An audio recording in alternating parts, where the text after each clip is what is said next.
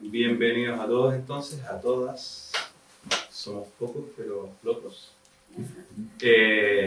Bueno, estoy un poco nervioso, es que es mi primer libro, primera publicación, primer evento, y hace años tampoco que estaba con gente reunida.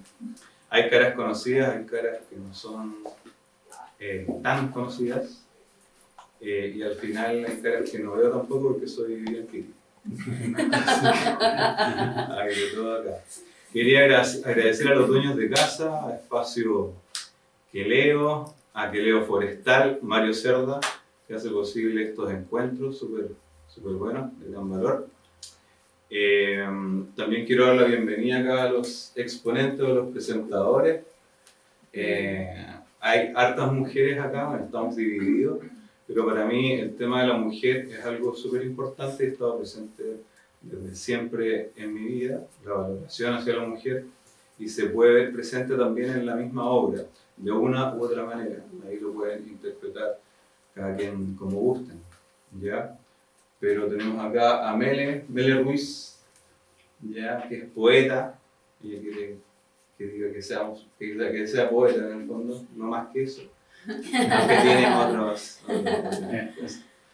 Por allá está la Tere, que también es poeta, licenciada en literatura, de Diego Portales, es fotógrafa también, así que hace de todo un poco, súper bien. Y no menos importante, los hombres, pero igual los dejamos por el final. Rubén Ditus, que es como el hombre orquesta, porque es editor, escritor, profesor, hace todo. Dueño de la editorial, a quien también agradezco, Nac Papil, creo que soy de los pocos que la conocía bien, palabra alemana. Así que eso, estoy contento de que estén aquí.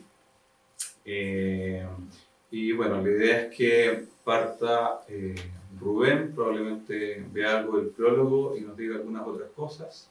Después Tere y Mele, entre medio va a haber un video también de un ilustrador que es Toba, que es muy importante para la obra y la experiencia lectora.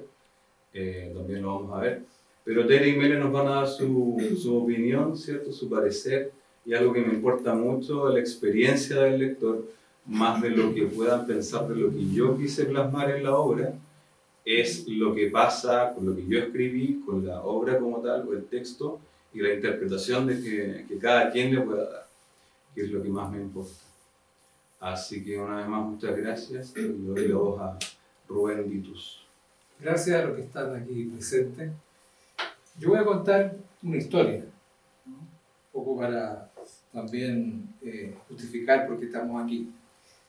En el mes de octubre del año pasado, no hace tanto tiempo, pero tampoco es tan reciente, ¿no?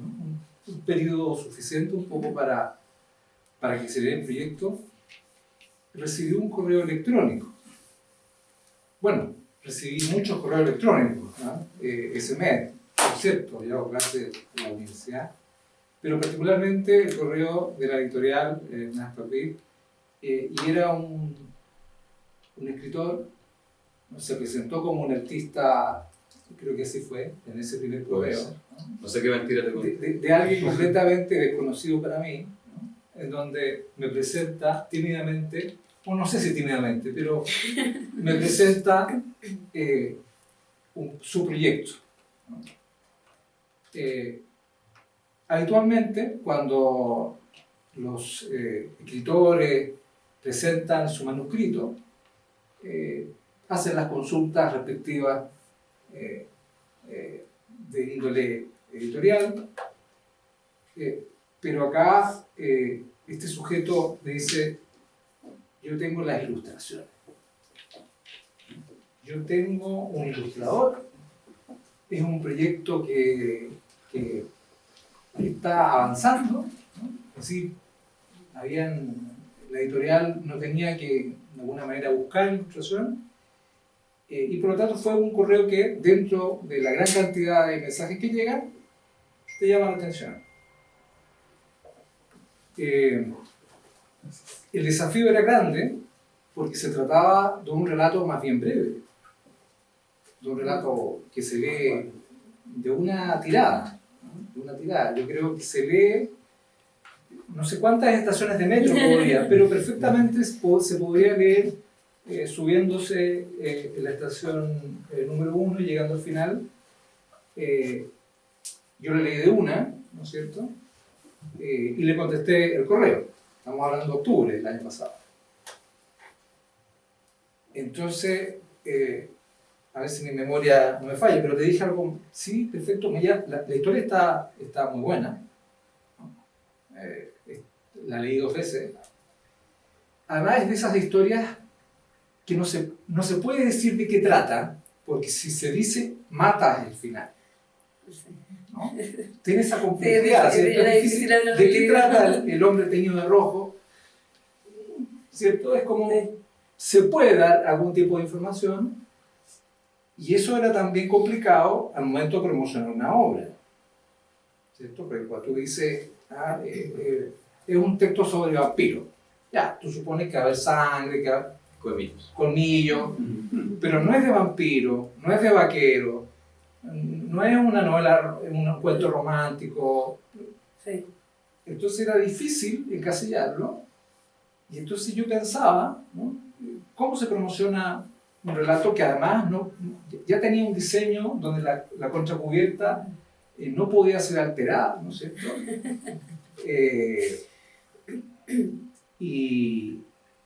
Pero la historia me pareció que era digna de ser publicada.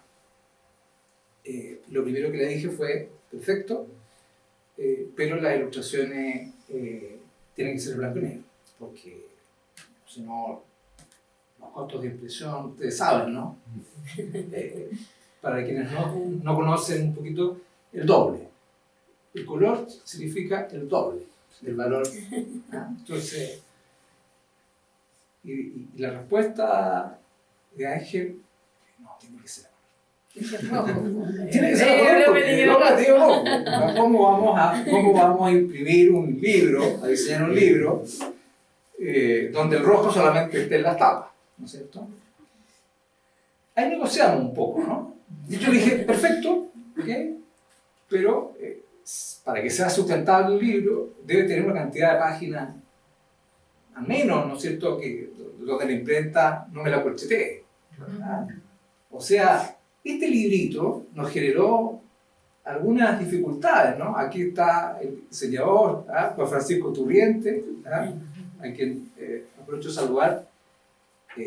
Bueno, había que jugárselas entonces con estas ilustraciones que estaban en proceso, porque me enviaron los bocetos, no estaban las ilustraciones terminadas. De un ilustrador que además yo no conocía, que vivía en Buenos Aires, ¿no? Hasta que finalmente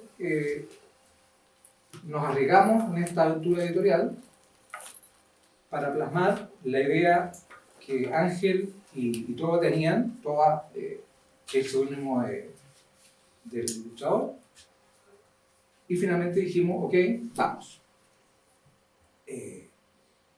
Siempre el miedo del editor es que no se cumplan las expectativas del autor, ¿no?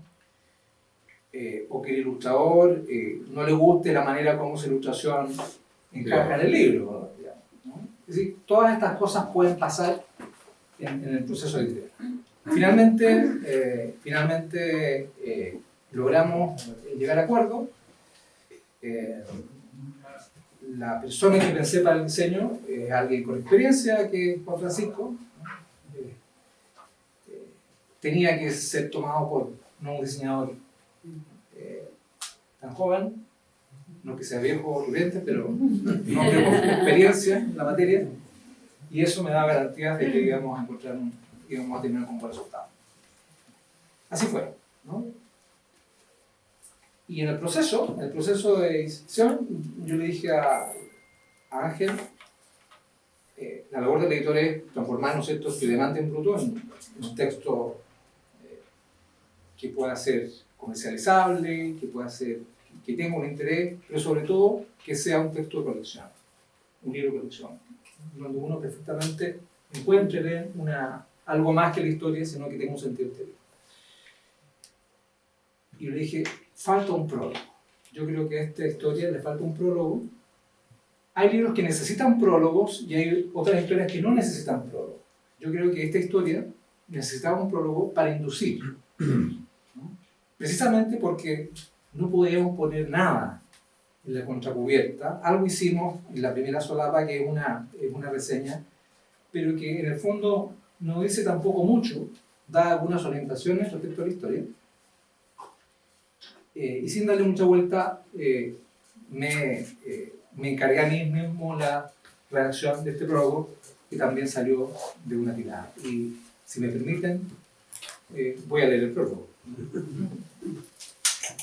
Porque nunca leí un prólogo mío, entonces quiero aprovechar esta oportunidad. Dice así, prólogo. ¿Una jaula o el abismo? ¿Qué tienen en común ambos escenarios? ¿Santiago de Chile es una cárcel o una tempestad en la que sus residentes se han acostumbrado a transitar sin espanto?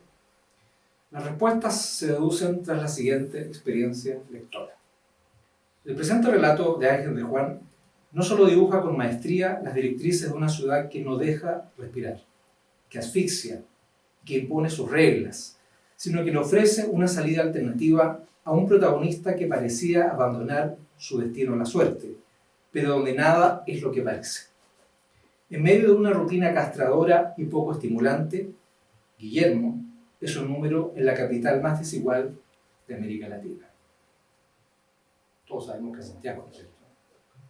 Su anonimato, lejos de desalentarlo, le da una nueva oportunidad, una que lo llevará a una realidad paralela, como una tabla de flotación en medio de un océano de cemento en el que varios terminan ahogándose, no porque se hundan, sino porque no son advertidos de su perdición. El hombre teñido de rojo es de esos universos de ficción que una vez que se abren no desean ser cerrados. Plagado de verosimilitud, donde cada recoveco nos recuerda lo frágiles que son las certezas, la historia atrapa desde el principio y sorprenderá con algo que difícilmente podría ser catalogado como desenlace. No puedo decir mucho más porque develaría el nudo central del conflicto, uno que no tiene que ver con la ciudad misma o su gente, sino con los fantasmas que claman por salir cada noche desde la conciencia del personaje principal. Las ilustraciones de Tobías Sáiz Pena, Toba, son el complemento perfecto que enriquecen el viaje que se plasma en cada una de las páginas de este libro. La estética visual imprime su sello propio, su propio sello, sin que tropee la imaginación de los lectores. Convertido en un libro objeto, el hombre teñido de rojo encontrará para sí la respuesta de las preguntas antes formuladas. Poco importa si es una jaula o un abismo. ¿Alguna diferencia hay acaso? La ciudad permite que ambos mundos se encuentren plagados de dolor, miseria y una falsa resignación. Es la jaula la que mantiene su puerta abierta para que, como de costumbre, cada prisionero pueda volver a ella tras escapar del hambre o el frío. La premisa del relato pareciera que nos dijera a gritos que no somos lo que parecemos. Fin del prólogo. Para quienes ya tengan el libro, solamente una sugerencia. Cuando terminan de leer el relato de Ángel y vuelven a leer el prólogo, uno cierra el ciclo. Es como un prólogo y funciona como epílogo. La invitación entonces es para que disfruten el texto, si es que no lo tienen. Están acá en una librería, muy bien atendido por Mario. Y nada, disfrutar de esta grata presentación y agradecer la compañía de ustedes. Muchas gracias, Ángel, por confiar en Narpapil. Un aplauso, yo creo que sí.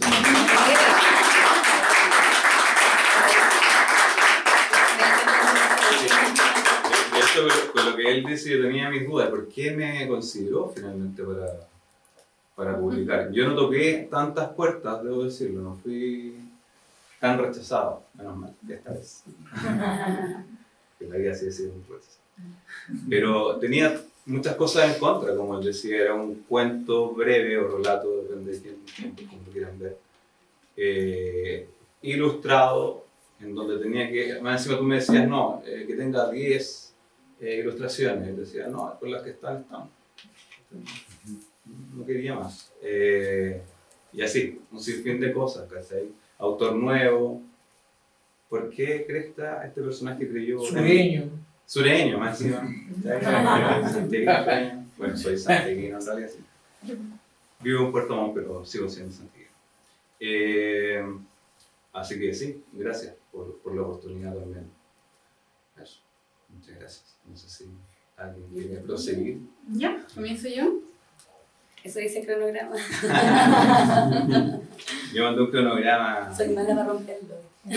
Nada tan estructurado, pero sí. Te dijiste que había que romperlo. Comienzo yo. Bueno, lo primero agradecer a la editorial, a Ángel, que fue quien me contactó y bueno, por invitarme aquí a formar parte de esto, algo tan importante como el lanzamiento de su primer libro, que yo me imagino perfectamente cómo debe ser este momento. Sí. Lo sé perfecto. Tremendo. Estoy con clona, de hecho, a la vez. Es un shock. Es totalmente un shock. Así que, bueno, vamos a hacerlo corto y me voy a meter ya. Bueno, yo he preparado un texto. Bueno, yo cuando leí el relato de Ángel, que también lo leí 3 veces, ¿no? Estaba pensando a ver qué cosas me venían a la cabeza, qué cosas me interpelaban más del relato y bueno, haciendo como un link con mis lecturas, con los autores que a mí me interesan y todo. Y me vino a la cabeza un filósofo italiano que a mí me gusta mucho, que se llama Giorgio Agamben. No sé si alguno lo ha leído, sí, muy conocido, así que me imagino que prácticamente todos lo habréis leído alguna vez. Y una idea que él tiene acerca de lo que es la contemporaneidad, de lo que significa ser contemporáneo. Entonces, he titulado este texto que he preparado, Guillermo, que es el narrador de la historia, lo he titulado Guillermo, un contemporáneo. Ya, bueno, pero ¿qué decimos cuando decimos contemporáneo? ¿Qué significa realmente ser contemporáneo? Si nos vamos a Wikipedia, allí exactamente dice: contemporáneo alude a aquel o aquello que existe en el mismo tiempo que otra cosa u otro individuo. También puede referirse a lo que está vinculado a la época vigente. Ya, ¿pero qué es este vínculo? ¿Cómo puede uno considerarse vinculado a la época vigente? Podríamos caer en lo obvio. Un contemporáneo es aquel que se encuentra perfectamente integrado en la época en la que le ha tocado vivir. Alguien que navega por ella en viento en popa a toda vela. Nada le es ajeno y la identificación con su presente es total. Sin embargo, el filósofo Giorgio Agamben aparece para decirnos precisamente lo contrario. Aquellos que coinciden completamente con la época, que concuerdan en cualquier punto con ella, no son contemporáneos, pues justamente por ello no logran verla. Pertenece verdaderamente a su tiempo, es realmente contemporáneo, aquel que no coincide perfectamente con la época ni se adapta a sus pretensiones. Justamente a través de esa diferencia, él es capaz más que los demás de percibir y entender su tiempo. Eso es lo que dice Giorgio Agamben acerca de la contemporaneidad. Ya. Por lo tanto, la mirada contemporánea de la literatura, a mi parecer, solo puede ocurrir desde la periferia. Una época no se lee desde el interior del sistema que la domina. La época debe leerse desde afuera, desde los excluidos, desde las víctimas del mismo sistema. Es en esos pliegues de la sociedad donde está ocurriendo la época. Y aquí aparece Guillermo y comienza su relato. Smog, bulla, golpes en mis hombros, bajar escaleras, metro. Un día más levantándome temprano para darle las mejores horas de mi vida a un trabajo que no me gusta ni me llena, pero que me da lucas para vivir, o al menos sobrevivir. En El hombre teñido de rojo, Ángel nos muestra la realidad social de una metrópoli como es Santiago, un lugar especialmente hostil para los más desfavorecidos como todas las grandes urbes. Guillermo no siente que vive, sino que sobrevive. Alguna vez tuve aspiraciones y ambiciones, dice, pero eso se fue muriendo igual que yo. Y no es el único. Por las calles de este gris Santiago se mueven miles de personas que luchan por salir adelante mientras son aplastadas por el ruido del capitalismo. Guillermo sale de su casa y dice así: La gente aún viene de regreso de sus trabajos. Veo ojos que me miran, ceños fruncidos, cabezas agachadas, gente que se debe sentir igual o peor que yo. Nadie se salva. Sin embargo, Guillermo se salva. Junto a Gabriela, Guillermo se salva. Gabriela, un cuerpo que escapa del discurso dominante, una mirada que existe al margen del presente oscuro de Guillermo. Gabriela nos enseña que puede construirse un camino lateral hacia un lugar luminoso.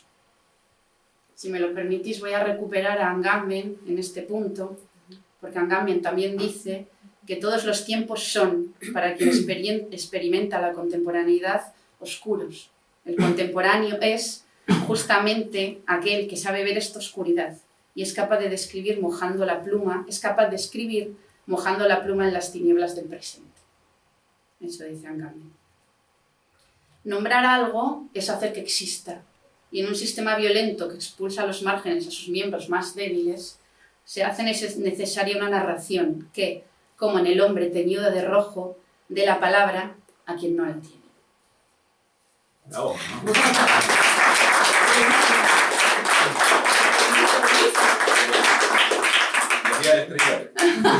Ojalá. Te van a robar el prólogo después. Bueno, ella también es escritora y de esto ahora va a lanzar un libro, ¿no? Sí, En España. ahora voy a España a lanzar un libro que se publica allí con una editorial española. Me parece. Bueno, Sí. Gracias. ahí no sé qué viene siendo la En ese sentido, háganme porque, bueno, yo lo veo en los cursos que he visto en la universidad, a propósito de los conceptos de dispositivo, porque lo que hace este filósofo es hacer un homenaje prácticamente a Michel Foucault, ¿no? A propósito de este concepto no definido, ¿no? Y poco explicado, quizás demasiado explicado y poco definido. Y lo interesante es que este tipo de filósofos se han hecho conocidos por estos pequeños ensayos, ¿cierto? Ensayo que dice qué significa, cuál es la noción de dispositivo, o qué es lo contemporáneo. O, no sé cuál es la traducción que tú usas, porque se dice qué es lo contemporáneo o qué significa ser contemporáneo. Están las dos traducciones, ¿no? Y yo creo que calza muy bien. No había hecho esa conexión, tú la mencionas y creo que calza muy bien con la historia. Vamos a cambiar el prólogo. Sí. ¿Ah? Bueno, El texto está es muy publicable, tu texto. Ay, gracias. podríamos juntar el video. Sí, vamos a poner el video entonces, no sé quién lo puede poner. Yo. Es un video de todo el ilustrador, Ya, Sí, voy a sí. presentar ahí que para tenga el verlo. libro tiene ilustraciones. Y nos va a hablar. Él está en Argentina, así que nos mandó un video, él es de Buenos Aires. Buenas, soy Toa, el ilustrador tras el libro El hombre teñido de rojo. Bueno, me pidió Ángel que haga este video contando un poco el proceso creativo tras las ilustraciones. Y mi respuesta fue como, no hay mucho realmente que yo personalmente pueda decir respecto, siento, a lo que fue el proceso. Sí, es mi mano y varias de las ilustraciones más al principio del proceso como que las fui tocando un poco más en cuanto al concepto trabajado, pero la tapa de la portada, digamos, y la contraportada, tanto como la gran mayoría de ilustraciones, yo fui simplemente un medio por el cual el mérito se lo debe Ángel casi un 100%, porque me mandaba como ideas bastante en general para trabajar las ilustraciones muy construidas previamente, o referencias muy claras y muy marcadas. Sí, hubo ciertas ilustraciones en las cuales tuve quizás más, como pude meterme más en profundidad yo a trabajar la conceptualidad de esas ilustraciones, como por ejemplo en la que se puede ver una persona que de hecho la referencia soy yo y creo que un poco se nota, en la que se ve una cabeza que está fumando hacia arriba y a quien fuma es una persona, o por ejemplo el reloj que persigue mientras camina un hombre, la aguja lo persiguen. Esas ilustraciones tal vez tuve más que ver yo con el más como participación conceptual, porque me parecían más, me acuerdo que cuando leí el libro y los textos por primera vez, le comenté a Ángel que me parecía como muy rico para el libro no tratar tan literalmente los conceptos o las ilustraciones, como mucho sentí que mucho de lo que se leía era muy atravesado por las emociones del personaje principal. Entonces me parecía muy prudente, digamos, tratar como conceptualmente esta sensación de opresión que da el libro con el personaje, esta cosa de sentirse atrapado en la sociedad o en un sistema en particular, y la forma más rica o práctica de retratar esto siento que era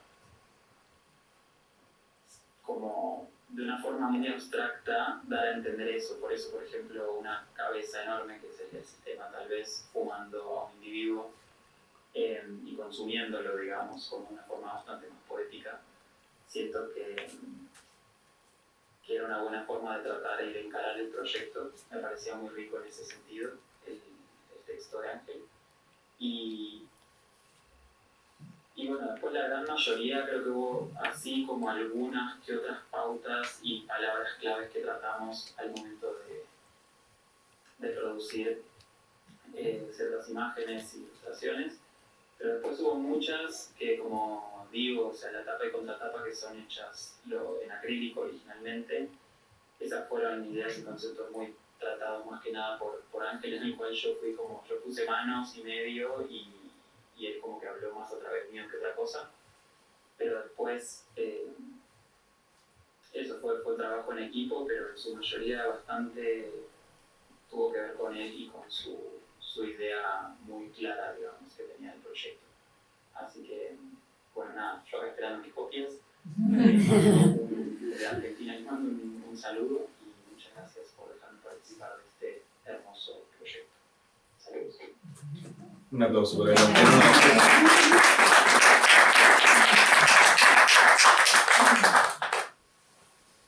Sí, todo me tira todas las flores a mí, pero no es así. Si bien yo tenía algunas ideas preconcebidas de lo que quería que se mostrara, le tiré la pelota a él. O sea, le dije, lo que se te ocurra, tira ideas, porque para mí es muy importante la visión del artista que realmente tiene la expertise, en este caso él es el ilustrador. Y después vamos conversando, a ver si se alinea un poco con las ideas que yo tengo. Entonces, como él contaba, sí, hubo de todo.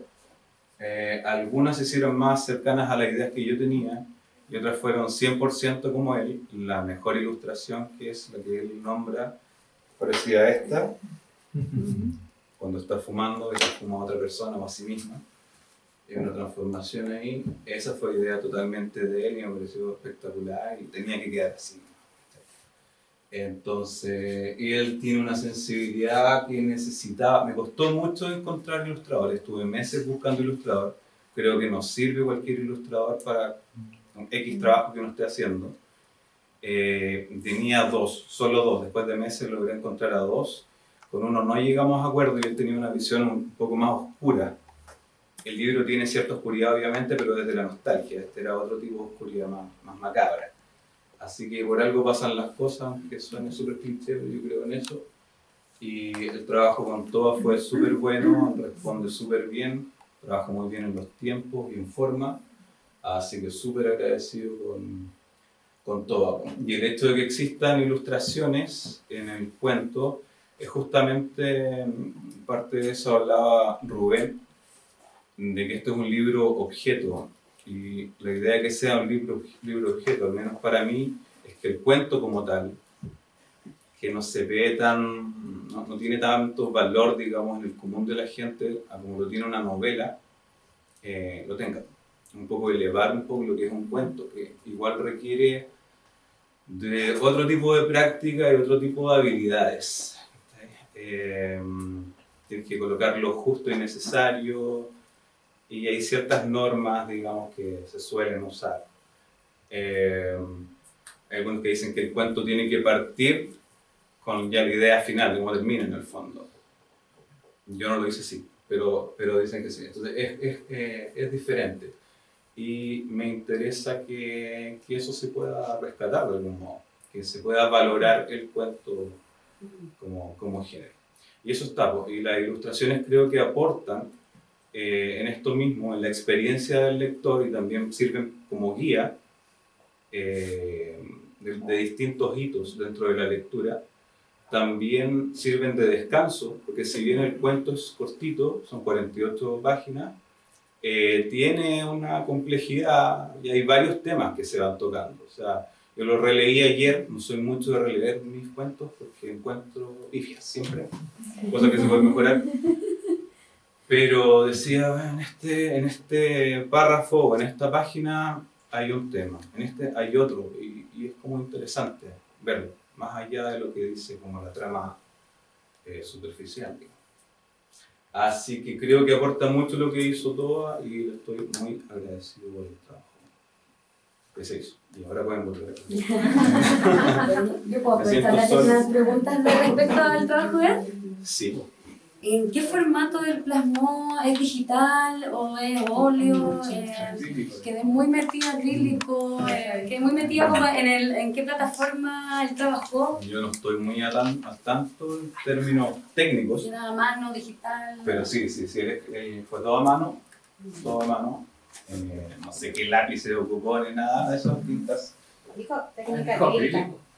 ¿Dijo? Sí. Claro, que esa es la Ah, portada. en la portada. En la portada fue distinto, Pero es el museo. eso fue una pintura.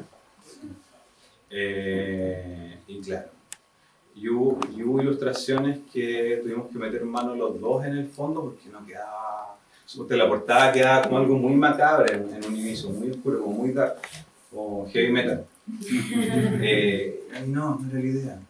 Entonces ahí probábamos, yo también metí mis manos digitalmente ahí, dentro de la pintura, hice unos recortes así, culeros, y lo fui metiendo y salió, y si se dan cuenta es como en la historia, para el que la haya leído, hay un loop, hay una vuelta, y eso finalmente quedó en la tapa y contratapa. En la portada, en la contratapa y en el prólogo, ahora que lo leíste en voz alta me di Prólogo y cuenta. epílogo. Claro, ahí y lo hace más Sí, me encanta interesante. eso. De hecho, yo lo voy a mencionar en un momento. Así que eso les puedo decir de la ilustración. Genial. No sé qué les pareció a ustedes igual el tema de las ilustraciones dentro de su experiencia de lectura.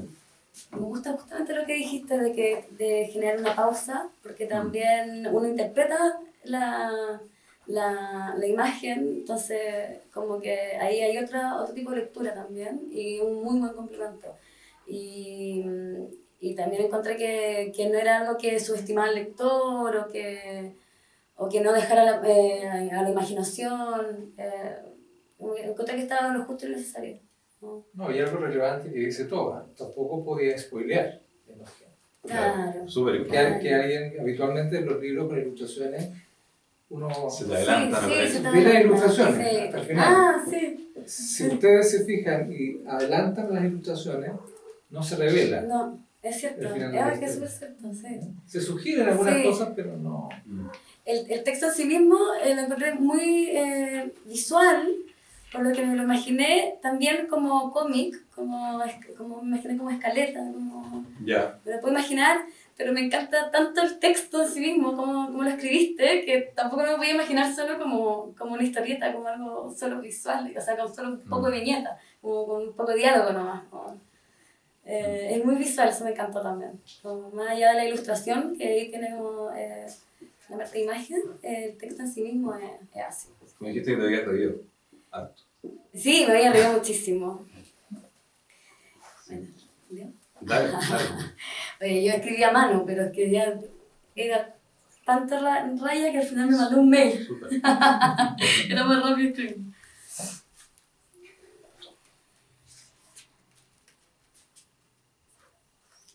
Llego a mi pieza, enciendo la luz roja y ya estoy seguro y en paz, o quizás no.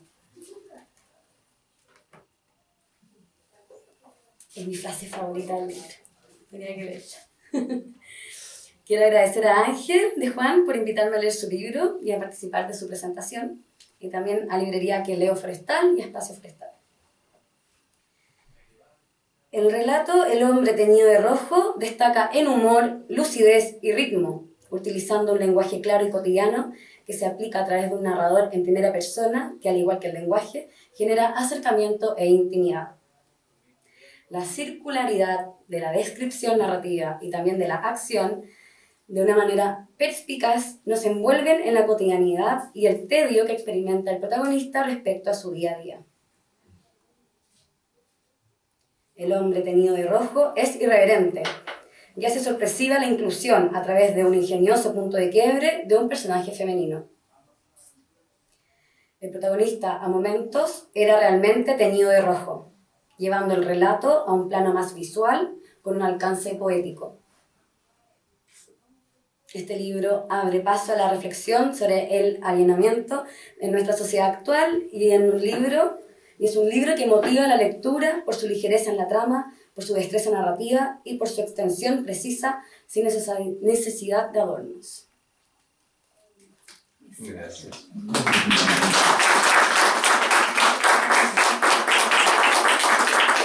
Bueno, yo me estoy desayunando todas estas opiniones porque no había... ¿Por qué se lo mandé? O almorzando, o tomando once, claro, yo debería estar allá. Sí, lo que me pasó la primera vez, suponte que leí tu prólogo, un poco me impactó, la verdad. Como les dije antes, yo este libro no lo planifiqué. Yo simplemente saqué afuera en un momento en que estaba súper desmotivado y tenía que escribir y se fue dando cada cosa. Más allá de las revisiones posteriores, correcciones, que ahí ya uno puede empezar a planificar entre comillas. Pero como sucedió desde el inicio, fue así, de esa manera. Entonces, valoro mucho el tema de lo que han hablado ustedes, de sus propias interpretaciones.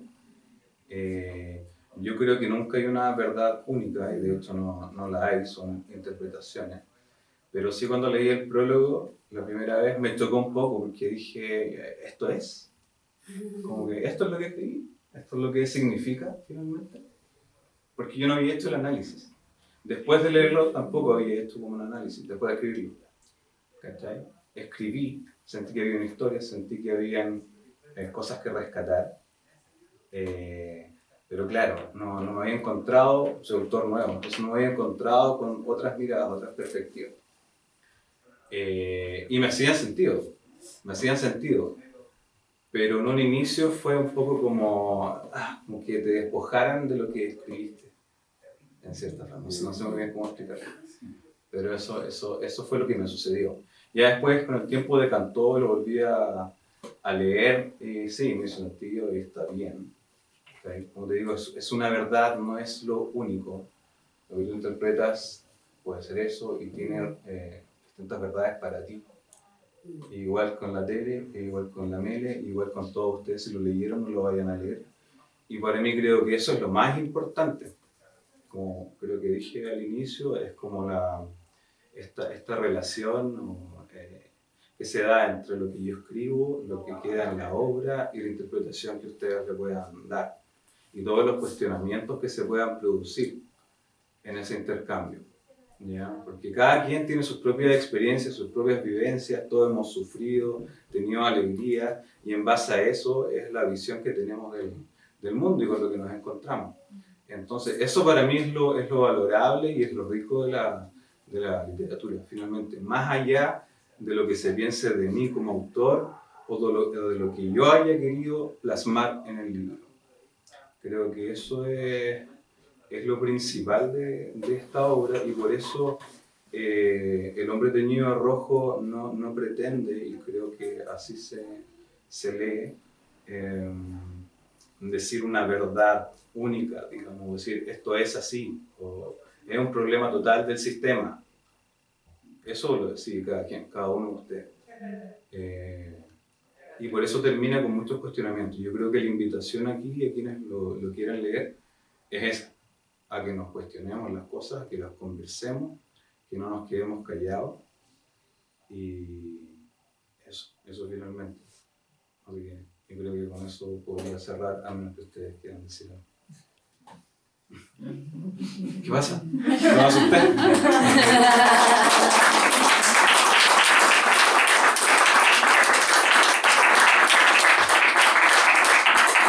No sé si tienen alguna pregunta del público, algo que no tengan claro. Yo tengo una pregunta. Oye, ¿estudiaste algún personaje en especial?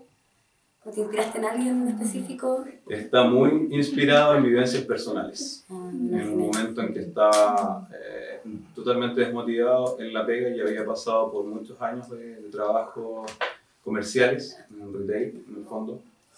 Entonces ya conocía. Yo estuve en el ejército 4 años, aunque no lo crean. También en la casa mi papá era muy estricto en ciertas cosas. Después el trabajo en empresas también en muchos niveles de jerarquía, sistemas jerárquicos. Y bueno, fui despertando en el fondo. También hubo mucho de frustración de las cosas que quizás no me funcionaron como en ese minuto yo quería que funcionaran. Pero también de lo que yo veía del resto. Y ahí entra un poco quizás temas de capitalismo o neoliberalismo, las consecuencias de estos en parte. No quiero echarle la culpa totalmente a esto, porque todo un rollo es un tema complejo. Yo estudié ingeniería y administración de empresas, por cierto. Por eso no hay ningún profe acá. Pero partió ahí, partió de la necesidad de sentirme totalmente incomprendido, solo, no entender al resto, cómo seguían sus vidas, intentando mostrar todo lo que tienen, que eso sigue hasta hoy, sacando las fotitos de los mejores restaurantes, ¿cachai? Los viajes, colgando las banderitas en el Instagram, y en fin, hablando de las sábanas egipcias que se compraron el fin de semana. Entonces no entendía cómo no se preocupaban por el resto, ¿cachai? O sea, ¿qué pasa? Ese es tu círculo, es tu núcleo, pero ¿qué pasa más allá? O sea, deja de mirarte el ombligo. Bueno, es mi visión, pero partió de ahí, partió totalmente de un sentimiento, sensación de sacar afuera, que es lo que tenía que sacar en ese momento. Me ha dado la sensación que voy a ser autobiográfico en algunas partes, pero quería como... Sí, algunas partes, eso sí, algunas partes, no es todo de mí, obviamente hay mucho de ficción, sí. Digamos que 50 y 50. Eso lo encontré muy genuino también, de hecho. Yo creo que todo escritor escribe De alguna forma, sí. desde sí mismo, en mayor o menor medida. Pero sí, 50 y 50. Sí. ¿Alguna pregunta más? Antes que pasen a comprar. Ahí me cayó todo el discurso del consumismo. Sí, que a propósito de consumismo, ¿no es cierto? Y antes de que vayan a comprar, queremos desordenarnos un poco para la selfie, en donde podamos estar todos. ¿Por eso? Entonces nos ponemos así, ¿cierto? Porque esto es como los Oscar, ¿no es cierto? Premios Oscar.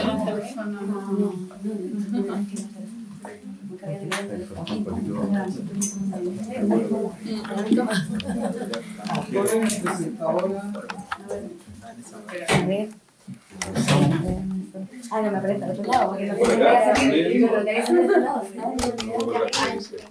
Júntense más hacia el centro. ¿Se ven para que se ubiquen en la pantalla? Sí. ¿Sí? ¿Sí? Whisky.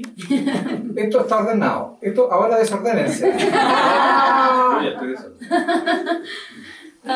Gracias. Súper. Gracias a todos. Gracias.